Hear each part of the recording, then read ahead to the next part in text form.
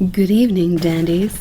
Welcome to Undetermined, the podcast. I feel the tide turning. I face my body to the sea. I read it like the yearning. Thank you for joining us. Absolutely. Oh, it's great. Nice to meet you. Lovely to meet you both. We just watched your documentary the other day. Yeah. Thought it was really powerful stuff. Cool. Thank you. What can you tell us about the concept behind that? Well, there's actually kind of quite a few tentacles to the whole thing. Uh-huh. It originally came out of, I suppose, a bit of work that I used to do when I was living in Waterford. Uh-huh. I was brought in by this team called Waterford Healing Arts Trust, and we used to play music in a healthcare setting. Okay.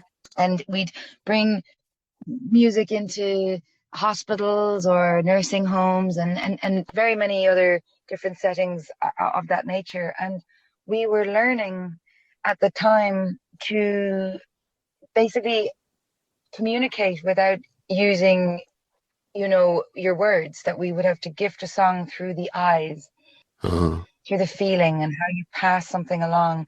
And it was from doing that many years ago that I started to become aware of what it felt like to speak between the eyes and how profound it was. And that was just my first taste of that kind of idea. Yeah. And then when the lockdown came, I just thought, communication is especially community endeavors had been kind of halted to some degree. And with everybody wearing masks, we really had to rely on our eyes very heavily to kind of portray the humor that we meant in so many situations. Right. And so it all just kind of came back to me that we needed to really, the space between was the idea that can we still be close together? Can we still share space and do this music together or make art together or create together with a space between us? But then just the reason the eye contact element was in there was just back to that. And while we're at it, can we see what can be said without words in that space? So that's kind of as nutshell-y as it gets. No, it was cool though. I think I was surprised at how strangely uncomfortable it was. Like just watching it. Like I was at home, nobody sitting around me to lock eyes with, and just watching people just like a little bit of tension. Yeah, no, it's people have said that all right, that Mhm. and actually some of the artists that were involved, were excited by the idea of how uncomfortable it made them when it was suggested to take part in such a thing. They said, this actually makes me really uncomfortable. That is why I want to give it a go. And it is. But what was really profound for me was listening to people's reactions afterwards, because in most cases, with the exception of maybe one or two, they all felt that, a lot of them felt that actually it was really fine. After a couple of seconds, you get over those kind of worries, and the uncomfortable kind of feeling that makes you feel, oh, I need to jump and look away. And then something relaxes and you just realize, okay, I'm here with this person. This is fine. It's Right. I kind of figured I would be doing for the first at least minute and a half, I would be asking myself, am I doing this right? Right. Yeah. When all you're doing is using your eyes. Yeah. I can see that. I just kept imagining myself making funny faces. I couldn't not do that, but at least for a second. Or I also felt like if I did something like that, I would need to ask my wife first. Yeah. Because it's such an intimate thing in a way. Yeah. I guess so. Yeah, it is quite intimate. It feels intimate, but also, it is a very intimate thing, but it's also, it feels like a bigger thing on a human level. I've done it with quite a few people at this point, not a huge amount, but certainly I've done it with partners and then just friends, and And it definitely feels like it's just bigger than that. For me, it feels like it's a much bigger thing that I feel connected to the world, in a way that this is going to sound crazy, but I was walking on the beach earlier and this dog came up and kind Hmm. of just really gave me a serious look in the eyes and like, how's it going? Are you going to give me a rub in the head or not? And Yeah. but in that kind of way, connected to all living things type of Mm. kind of intimacy. And so, have either of you ever tried it, or would you consider? Well, I talked about it last night with Matt a little bit. We might try that next time we're physically together. Yeah, Cool. definitely giving it a shot because we're in two different cities right now. We're fairly close together by American standards, anyway. A couple hours away. Matt's in Kansas City. I'm in Columbia, Missouri. Okay. Yeah, I don't think like a FaceTime would be the same. No. And that's one thing I'd find. So this was conceptualized, then you said during the pandemic, or was it something like the pandemic hit and you're like, oh, how are we going to pull this off? I think that it was. I guess the full thing was conceptualized as let's do all of these three. Let's do three different things. Let's bring music and art together. Let's use this beautiful venue while it's closed down together. Oh, yeah. I think that the eye contact thing was brewing for a long time beforehand because I had been working with this company, the Waterford Healing Arts Trust, Okay. since 2000 and maybe 16. So it had been long in my head the power of what two people who are comfortable breaking down barriers can achieve, and what you can say without words. And I thought that, especially bringing people in, so all the people that contributed within the space between collaborations, they had not, in many cases they hadn't met before. In some they had met, but none of them had ever collaborated before. Mm. So they're already coming to the table, bringing down a huge barrier and deciding, let's see what we can do here. Let's see what's going to happen and not get too worried, And so I wondered, I wanted to see if maybe adding the eye contact to that as an exercise would change the level of interaction that could happen. Mm-hmm. Yeah. And I really liked that, just the whole overall idea, not just the eye contact, but just the openness and the ideas and being just kind of freeing yourself up to maybe take some creative chances. Mm. I guess I kind of felt with that. Well, yeah, I mean, I would say that, one of the things, another recurring theme that all the artists most of the artists were talking about was that just having somebody else there change the direction of what they would do, even in like a pre-written piece or something like that, Yeah. So, yeah, I found that really interesting. Mm. The location was really cool. Oh, yeah. And it had to be quite an experience doing that at Bunratty Castle. So that whole place is like a still kind of a medieval, like thematic town, right? Well, that particular park itself, yeah. I mean, they have also got shops across the road which are selling beautiful, woolen mills, iron jumpers, and Uh-huh. but yeah, there's a folk park, so they have, the Irish wolfhounds, and they have loads of, geese and beautiful animals just kind of running around the place, and the castle itself, and they also have buildings like old cottages just reconstructed to be exactly as they were. Mm. And the whole place was closed. I mean, this Bunratty, I used to sing there. I used to sing when I was before I went to college. Uh-huh. I was trained to play on some of the banquets. Hmm. Yeah, so I had known how beautiful the room was, and it's just a history with the place. To be in walls that are just so old, I think it's really important to be bringing new ideas into these places where you're changing the molecules of what might have happened within the history, and Uh-huh. and you would never get it completely empty like that. Yeah. That was just such a.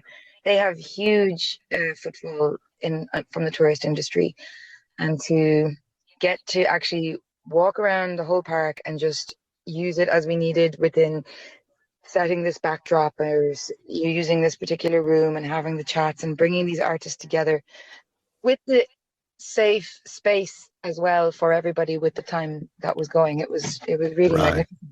Yeah. Yeah. I'm so into older buildings. I just think I think, the stone holds memory as many other things do, of course, too. Oh, sure. Well, we're kind of at a disadvantage with that. Every time I've been to Europe as an American, it's just like, oh my, how? It's amazing just to walk around the history for I'm assuming a lot of us. Yeah. We're a young country. Right. An old building here is 150 years old. Right. Yeah. Right. Yeah. I can remember going, talked about this with other ice guests, but I went to Kinsale, my honeymoon, and there's just this, this Neolithic stone structure just out there, kind of a mini Stonehenge. So, sort of looking thing. But I remember asking a farmer who was working out there, I was like, what is that? He's like, I don't know. Yeah.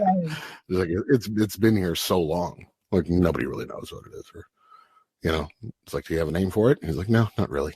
He was like, it's just a cairn up there. It's yeah, being around that kind of history is amazing. And it made for a beautiful film. It really did. We got to say, yeah. Well, it gives you, I think, perspective to be around, such ancient, and I mean, the castle, you're talking about cairns there, and also, stone circles, which we would have a lot of scattered around the country, and we in the Newgranges and everything else, and you're looking at 2,000 and sometimes more, 3,000 years old. I just think that when you are surrounded by that kind of history, it's an instant perspective on how fast life really is, how the human experience itself actually is, and so when it's a exploration into art and creativity, it can be good to be reminded how fast things move when you're in a business, right? And you realize this is several spans of lifetimes have moved in and out of these walls, and what was once a reality and now is being told as a story that we're looking at it through a museum goggles, and where it'll be in another 100, 200, 300, 400 years, is not that long yet to pass, and will come and go very quickly. And I think that those kind of surroundings can move you in a very profound way when you're trying to do something like that, Right. And just how much history of just music passing through those halls has occurred, right? Or different creative avenues, probably a lot of them forgotten. Yeah. That have happened there or have come to fruition in some way. It's so true. It's so true that to think about it, and just the different instruments in the way. I mean, one of the collaborators, Liam Wainley, who is a multi-instrumentalist from Ireland, and he plays the harp, and he also plays piano and sings and the whistle, amongst the other things. But with the history of the harp, in a sense that it was very nearly completely eradicated out of Irish history. I mean, it was very, very nearly completely eradicated, and it was deemed this kind of terrible instrument, and people had to stop. And it was saved, and so to bring those instruments back into the hall and just have it being played, and in a way that is inviting the contributors to improvise, not to think about it, to just do it and see how you feel, and trust in yourself, and trust in your collaborator, and trust the room. Right. Did you get to stay on the grounds? There's nowhere to actually stay there, but so the collaborators just stayed, let's say, maybe only 100 meters to the right of that. There's a hotel to stay in. I live in that county. I was only a 20-minute drive home, so yeah, I wasn't too far away. It looked cold. I would probably have preferred to be home. Yeah, yeah, no, it might not. We're used to the cold now. Yeah. I want to know what the little girl drew. Absolutely. Yeah. Oh, she actually drew. She drew a girl. She actually drew. Well, she drew a couple of pictures. Uh, She was kind of doing squiggles, and then she also drew a picture of a girl. I'm pretty sure it was a self-portrait. That's actually my niece. Her name, okay. yeah, her name is Roxy Peak, and she is, yeah, she was. It was really nice because we thought that the age span of the whole thing, and she absolutely adores singing and creativity and being around music, and so we thought it would be kind of apt to have her involved. And yeah, No, I thought it was a great touch. I think it really added to it. that's great. Yeah, you can't beat the energy of children and their expression. There's this lovely TED Talks. There's this guy called Sir Ken Robinson, and he does a talk about creativity in schools, and he talks about the minds of children. They're so fearless when it comes to making art. Yeah. And they're so proud of what they do. And so he tells the story of, a primary school, and the child is drawing, and the teacher comes over and says, "Well, what are you drawing?" And the child says, "I'm drawing God." And the teacher said, "Well, no one knows what God looks like." And the child says, "Well, they will in a minute." Perfect. That's great. Yeah, I think we kind of identify with that spirit, and maybe that's why we got so excited about your documentary, was because I think in terms of a podcast, I know it's not quite the same, but we really, I think from the beginning, what we wanted it to be is something we don't know what it's going to be from week to week, and we're just going to kind of find out as it unfolds. Mm-hmm. And we still don't know. Yeah. Still don't have any idea. Yeah, it was good to see. It's good to see Mick in the film too. Yeah. He was on the show. So you were originally supposed to join us a few weeks ago with Mick, and I'm kind of glad it didn't work out because we wouldn't have seen your film. Yeah. The way it all a triangulation into this. See, life is so beautiful the way it just changes up things. So do you know Mick then? Had you met from overseas?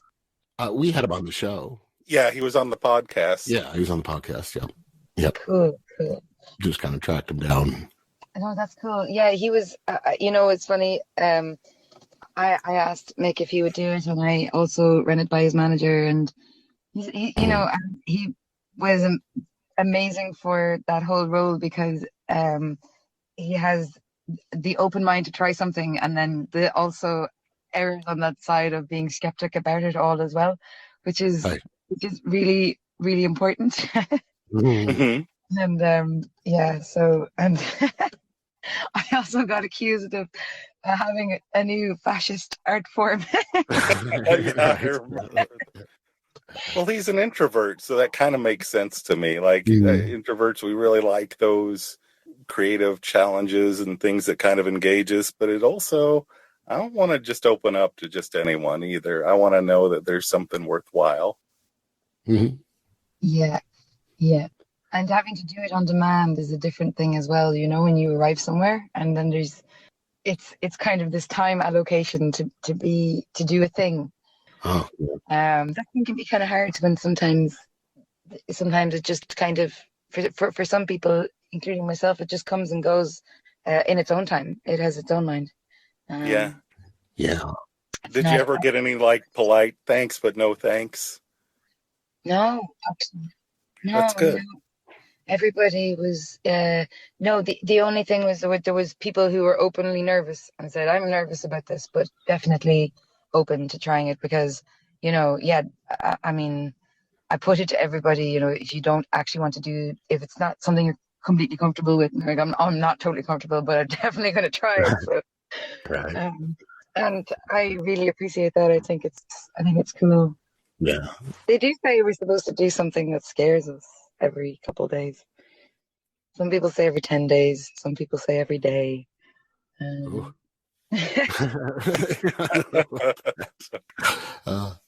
Oh, I'll go with Ted Days. I'll go with the first. I'll go with the first guy. 50-50 shot of being right. Right? So, But speaking of Mick and collaboration, you just had a pretty successful project with him.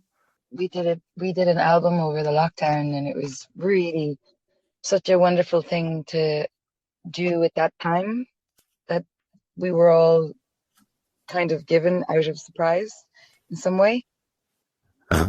We had already been working on a song. We had been working on a co-write, and then he had written a separate song, which was called Baby Talk. We were working on a song called Trouble. And he said, do you want to do a vocal to this? Said, of course I do. It's a great song. I'd love to. So we had those two kind of half cooked.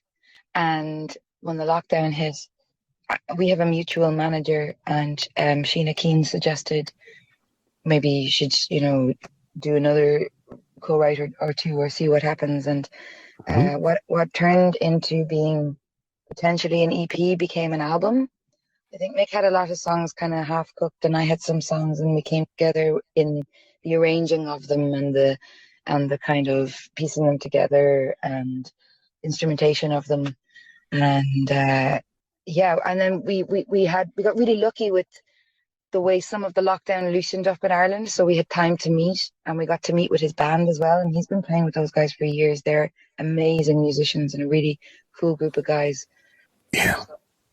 It was just so wonderful to get to gel with these really this well-oiled machine and these close-knit group that had been kind of doing studio work and live work for years. And I have to say I was very grateful of that. So yeah.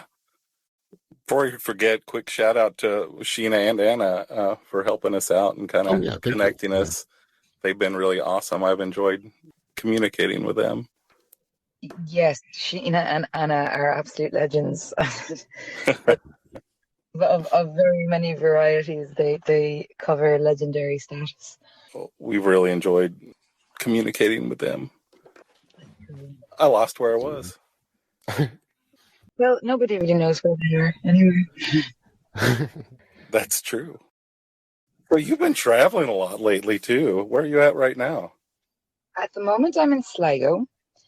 At the moment I'm in Sligo. I have just come from Donegal, and I'm making my way back to the west of Ireland to County Clare, which is where I call home. I spent. You guys have been over. You said you're in Cork, wasn't it? I live. Do you know County Clare? Well, yeah, I went through there. Definitely. We went on our honeymoon in '96. We based ourselves out of Kinsale, out of a place there, and rented a place, but rented a car, an Opel Astra. Nice. Drove all over the place, and all through Dingle Bay and to Cork, and Clare and Killarney, and that area.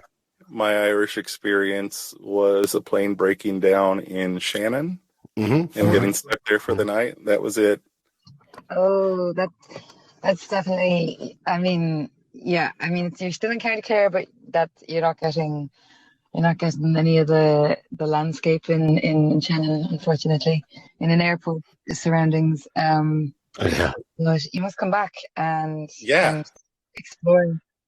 I very much want to do that. Yeah, they took us to a castle-like hotel, and I thought that was cool. Maybe you did get a bit of an experience then. It was nighttime, though, so there wasn't a whole lot to see, and it was just kind of stay the night and then go back to the airport. Okay. I wonder where that was now. Nice people at that airport. That's what I remember. I love that airport because it's so small, and you can just come in and out, and there's never, even if there's bad queues, I absolutely adore the airport. And Shannon's not far from where I live either, so we love having it there. No, Clare is good. I love living in Clare. I actually just recently came back from LA, which was my first time being in LA. Actually, really great vibes, I have to say. Wow, good. Yeah, it was a whole new experience to just work with some producers over there and to try on some studios and to get into the co-writes. You're really big for co-writes in the States. That's a huge generalization given how massive the place is. But Yeah. Yeah. we have a lot of sit-down sessions over here, and you just come in and everyone would join in and you'd jump in on other people's songs. And we do a lot of collaborations, but I'd not ever done a scenario whereby it's hello, how's it going? Shake hands. Never met you before. Let's sit down for 5 hours or 4 hours and we'll have a song at the end of it. And then, that's it. We might see each other again, we may not, but it's just a thing we do. It's a speed dating. And it was amazing. Yeah. So good. Mhm. Was there a particular project that brought you over this way? I guess the next album that I'm making, this is down to my manager again. She had kind of lined up a couple of different studios to explore different sounds and see which one is resonating the most for the moment. So, and that was it. Some of it was working with some session musicians over there, some producers. There's just now talk about history. You've got a lot of history in the walls of studios, and it's mind blowing. I'm there in this studio called the Village Studios, and they bring me upstairs to show me where the Beatles and Bob Dylan used to kick back and watch movies. Wow. And the decor is the same, and I'm trying not to lick the walls. Right. And then, downstairs I'm in a Studio D, which was basically built for Tusk, for Fleetwood Mac's album Tusk. Uh-huh. And the producers that I'm working with at the time tells me that he was an engineer for when Aretha Franklin came in to do a vocal, and that just did it for me. I couldn't. Wow. It's just all of that stuff is going on, and then I'm standing at the spot, and this other producer walks in. He said, "Oh, that's exactly where Eric Clapton wrote Tears in Heaven. Just popped out Yeah. from one day." And I think all of that is just, again, you can feel it feeding the fire in the belly. Uh-huh. So I guess, my manager, she's a very smart woman and knew that was all adding to some kind of, this excitement that is very real and transfers itself into the music. Absolutely. It does, yeah. I get excited about things like that. I know we talked to Johnny Boyle. Are you familiar with him? Drummer. Been in a lot of Irish bands. Yeah, I know the name. Picture House. Yeah, Picture House, The Frames. Just played with John Murray. A lot of different artists. He's a great guy. Anyway, told it, and this is one of my favorite stories.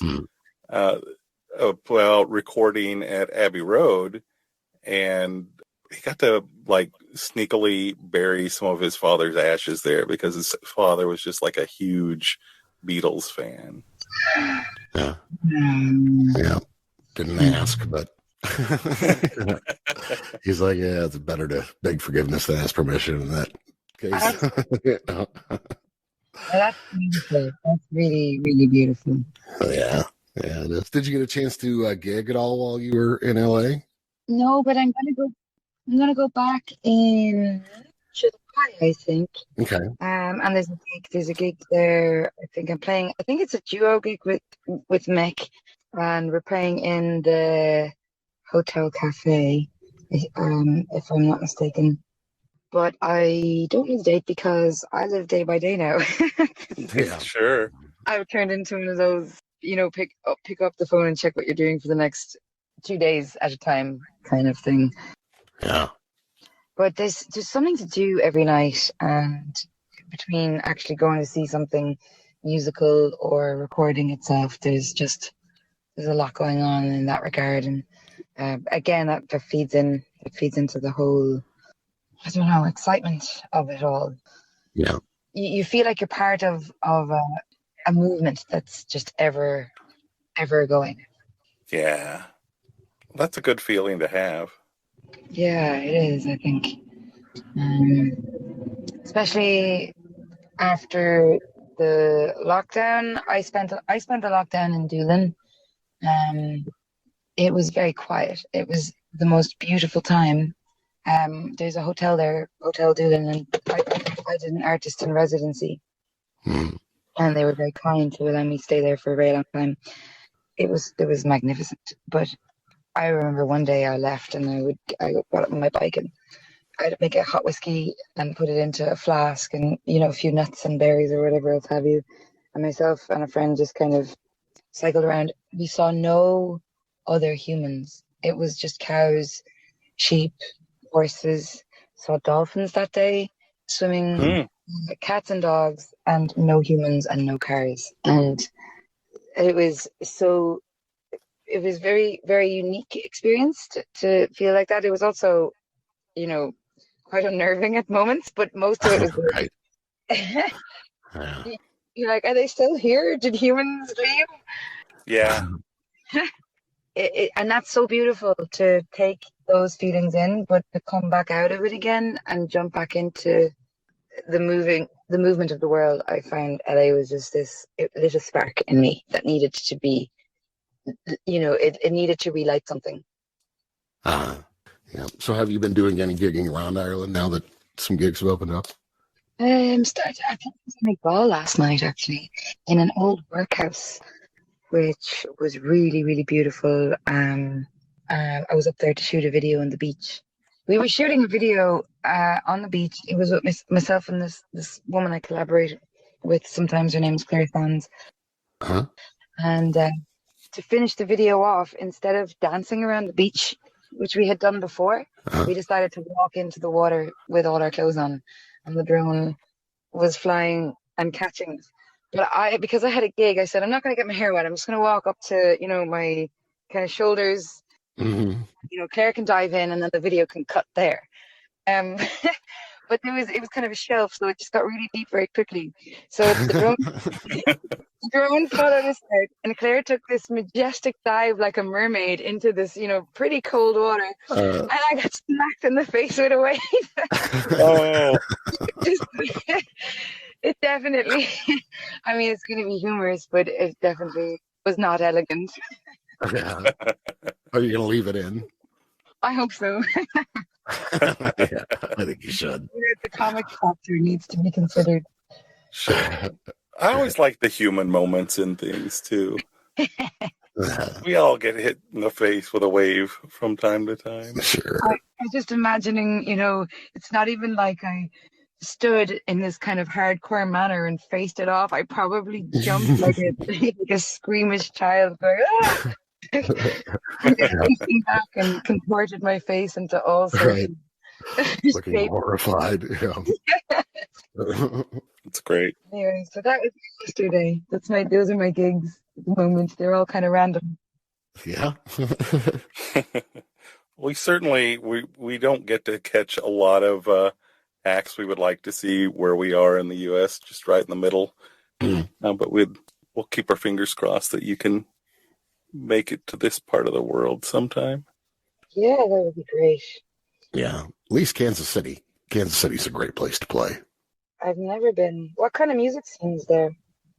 It's a pretty diverse music scene, I think, here. A lot of really, really talented artists, but kind of, because we're in the middle, it doesn't get as much attention. Mm-hmm. Yeah, lots of different genres.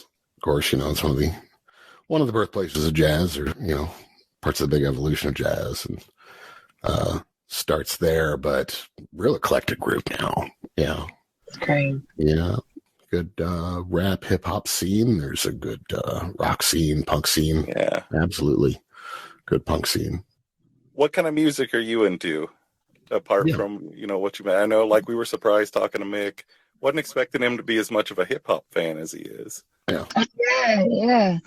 I was also, I remember, surprised by that when we shared a car journey or two to a gig, and then we would kind of swap the Spotify playlists. Mm-hmm. And yeah, it was cool. I'm into, I would be pretty eclectic as well. I adore listening to classical music in the mornings. Mm-hmm.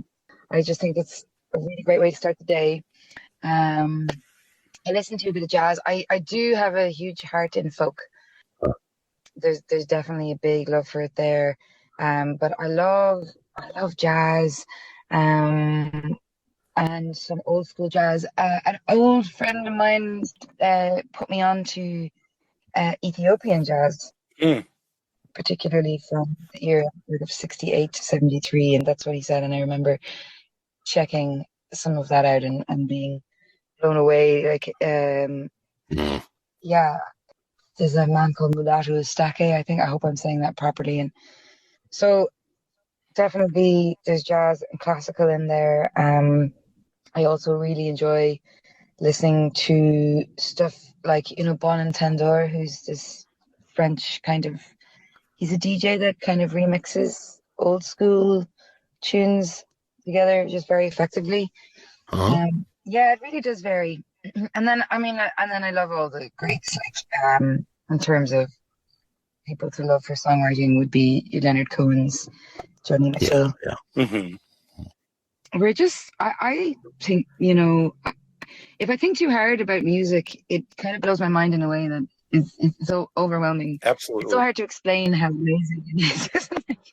Yeah. No, I feel that, and I think that's why we end up talking to a lot of musicians. It wasn't necessarily by design, but I think, boy, there's so much amazing music out there, and we talk about this quite a bit. And the thing that makes me saddest is I know that there will never, ever be any way I can get to all of it in my lifetime. Yeah, that's actually a really sad thing that I've never considered. I'll definitely. I'm sorry to be a buzzkill. I think I might have to try and write a song about that later. That's a really deep. I'll never experience all of it, but it's true. Mhm. When you feel the depths of what a song can do in a certain moment, and sometimes you think I'll never be able to feel this again either, which is what I could maybe relate to in that way, where Mm. you ever feel this moved by something, because it can catch you off guard and just change everything in a moment. Change everything. Absolutely. Oh, yeah. Yeah. And I think, just per capita, Ireland's pretty amazing in terms of really strong musicians.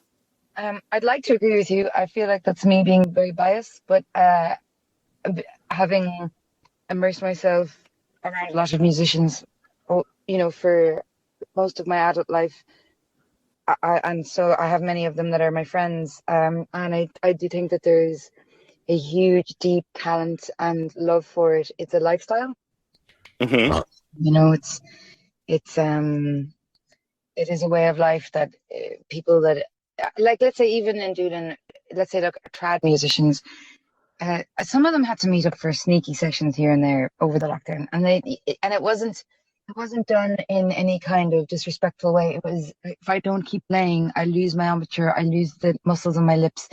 Right. We have to sit around a fireplace and do this, or what else are we living for?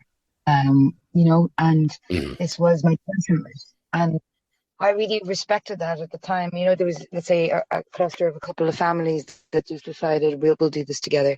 Right. And I did respect it. I thought it was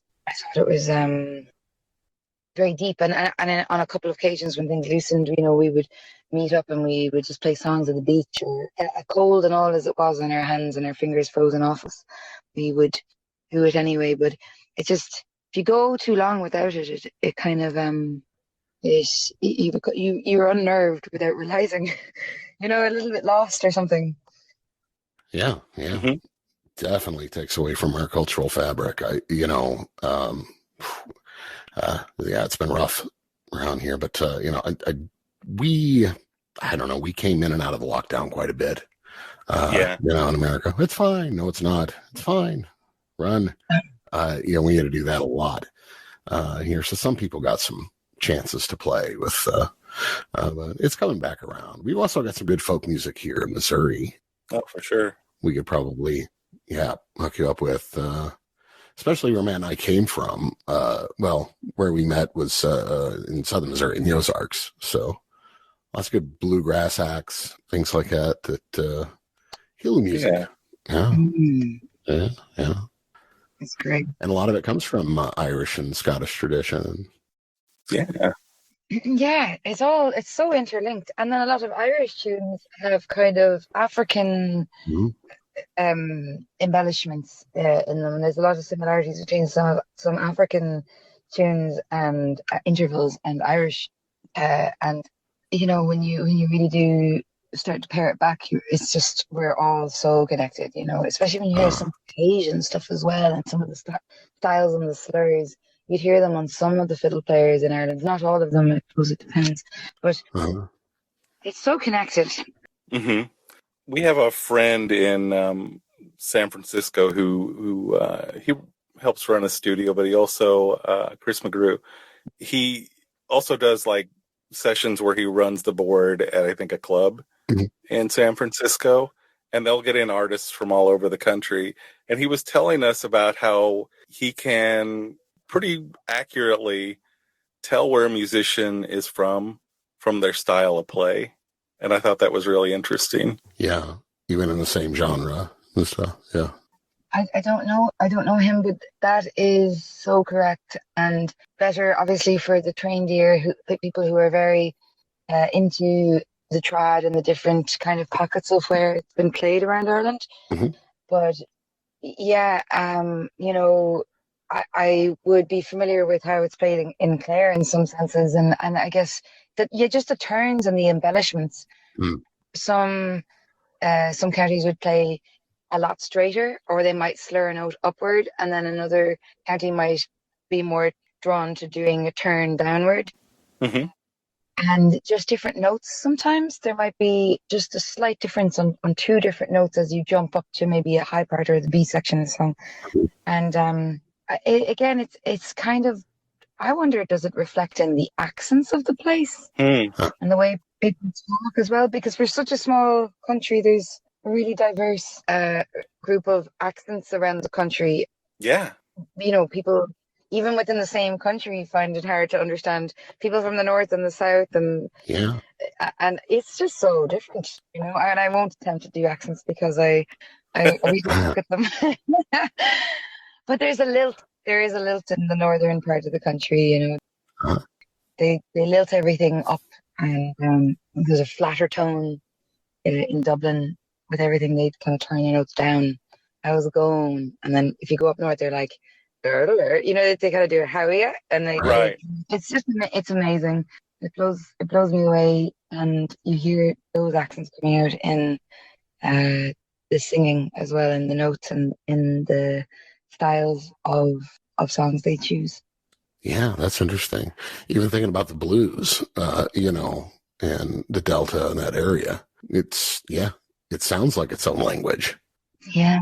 Especially the rhythms and everything, and the downturn, the anguish in it sometimes. And never considered that. It might be related to the way we speak as well.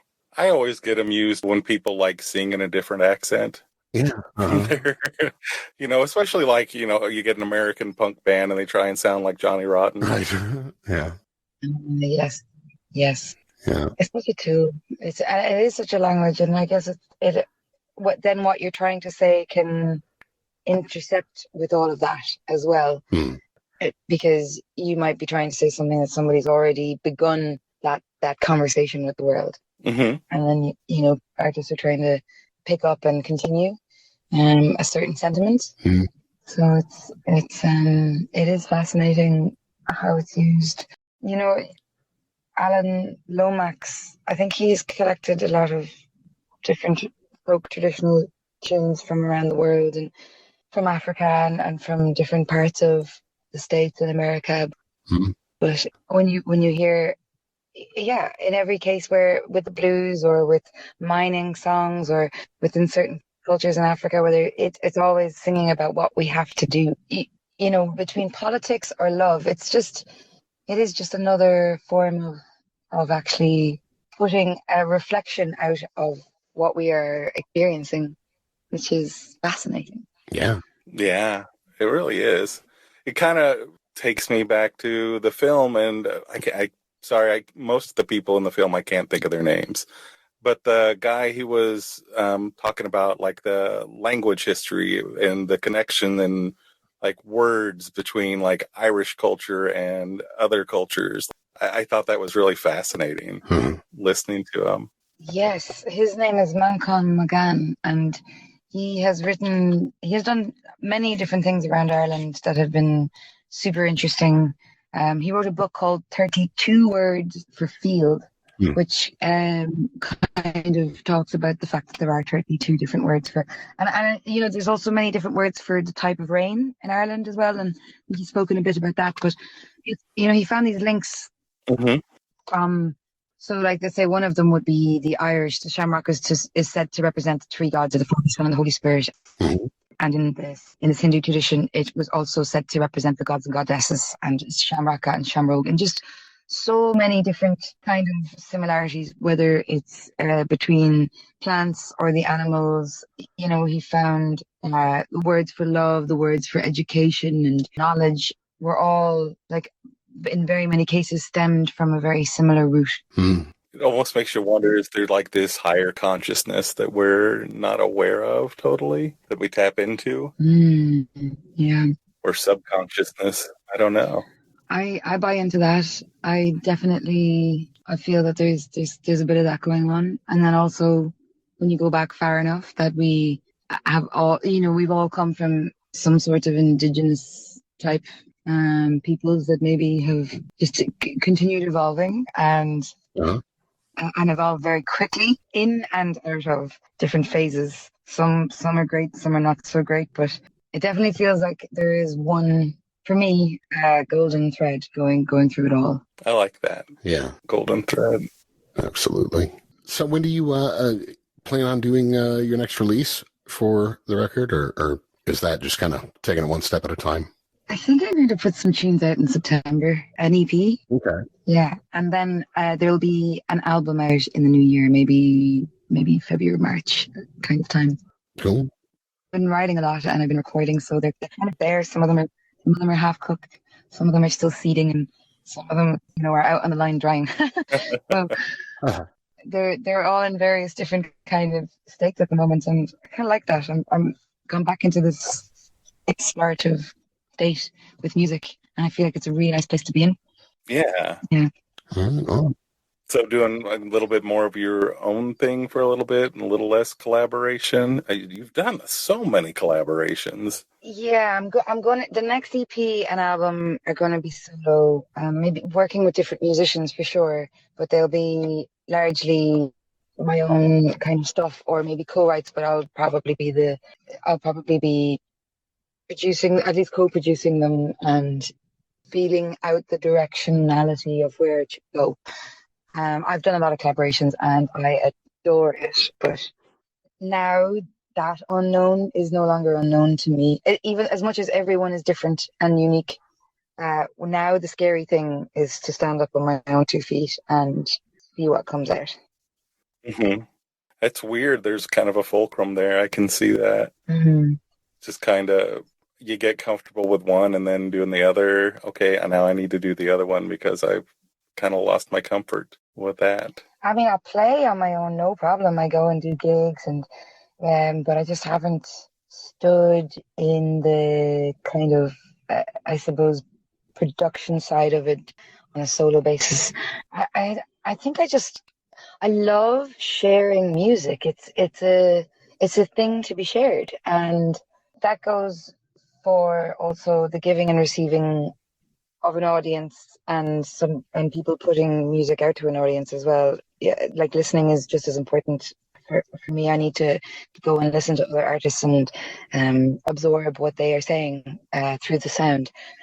Yeah, it's so much fun. It's so hard to step away from collaboration because it feels like that's where so much of the good stuff is.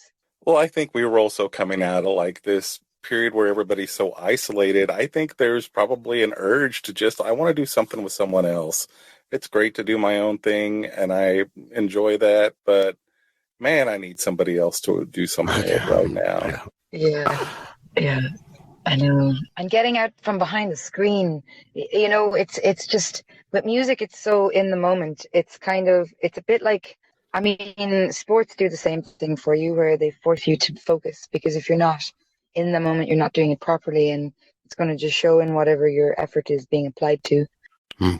But with music, it's the same thing. You're there and you're with them, and there's no. If you're playing on your own, you can kind of trail off your thought, and you can go down some place, and you can do that with other people too. But in the sense, it becomes transcendent. But you're kind of feeding off each other, and you're giving, and it becomes this other. The music becomes this entity between the two of you in the room. Uh-huh. But if you're on your own, it can just turn into a wall of sound that's lovely. But you might be somewhere else, and there's a beauty to that. Mm-hmm. There is a beauty to that, but it's not the same as two people feeding this third kind of, I don't know, I guess I see it as a big bubble, a wall of cosmic energy that's just in the middle of, and it's floating, and it's an aura around them. Mm-hmm. And I think it makes up to be greater than the sum of the two people making it. Sure. No, and that sounds cliche, but I think it's also true. And on like another level, for me, I just like if I have something that I'm proud of, that I've enjoyed, right, I really like to be able to share it with somebody else, right? And great, if I've done something artistic that I enjoy, that's cool. I like other people to like it, but it feels more precious to me when there's somebody else I can say, hey, that I was a part of this with you and you were a part, right? And I don't have to feel like, I don't know, I'm bragging almost. Does that make sense? I think so. I think it. I think that if somebody, I mean, if the other person digs with, if the two people are into it, right, then I think it inevitably gets better. Yeah. Because you have the applied focus of two, now sharing that thing and shaking the same thing up, and it's just. Yeah, you do get to new places. They'll do something and it might make you laugh, it might make you cry or play different notes, but you would not have done that otherwise. And that's part of the beauty, I think. Right. It brings out a spontaneity that may or may not have been there otherwise. Yeah. So a song that's popped into my head just while we're talking about sharing music. Are you familiar with Josh Ritter? I am, yes. Yeah, his Bone of Song just has popped into my head throughout this conversation. If you've listened to that song, I have listened to it. Yeah. Yeah, that one gives me chills. Listening to it, and just kind of the history of music that he just encapsulated in this one song, and just kind of the value of it and the importance of that history. And how do you do that in just a few minutes? That's amazing to me. Yeah. That's the goal, isn't it? Yeah. Right. So, speaking of sharing, what's the best way for everybody to get your music, and also how to watch the film? Oh yeah, so we actually still need to share. I don't know how you guys got the film. Maybe it was shared on a different link, but it is on a player from a broadcaster at home here, which is called TG Cahir. Mm-hmm. But I don't know how much longer that's on there, so it's up there under the space between. But we will be uploading it to YouTube soon as its full entity. And in the meantime, there's an Instagram page up there called the space between IRL, and you can see clips of some of the collaborations and some of what happened and how it looked. We'll be sharing more up there, and my own music is all, it's on all the things under like the Susan O'Neill, and then the collaboration with Mick Flannery, and the album we released last year is called In the Game. Mm-hmm.